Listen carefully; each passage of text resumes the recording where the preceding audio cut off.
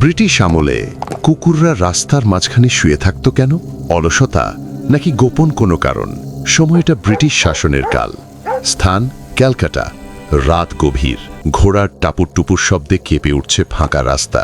একজন British officer টহল দিচ্ছে। হঠাৎ তার ঘোড়া থেমে যায়। রাস্তার মাঝখানে কয়েকটা কুকুর শুয়ে আছে। চাবুক তুলতেই পাশের এক বৃদ্ধ বললেন, সাহেব, ওদের মারবেন না, ওরা পাহারা দিচ্ছে। কথাটা শুনে অফিসার হেসে ওঠে, কিন্তু সত্যিটা ছিল অন্যরকম। তখন বহু বিপ্লবী রাতের অন্ধকারে গোপনে খবর আদান প্রদান করত। অচেনা ঘোড়া বা পুলিশের বুটের শব্দ হলেই রাস্তার মাঝখানে শোয়া কুকুরগুলো প্রথম টের পেত। তারপর শুরু হতো জোরে ঘেউ ঘেউ। সেই ডাকেই সতর্ক হয়ে যেত আশেপাশের মানুষ। অনেক অভিযান ব্যর্থ হতো শুধু এই কুকুরগুলোর জন্য। তাই তারা মাঝ রাস্তায় শুতো, যাতে চারদিকের শব্দ সবচেয়ে আগে কানে আসে। শেষে প্রশ্নটা রয়ে যায়, ওরা কি শুধু গরম পিচের তাপের জন্য শুতো, নাকি স্বাধীনতার নীরব প্রহরী ছিল?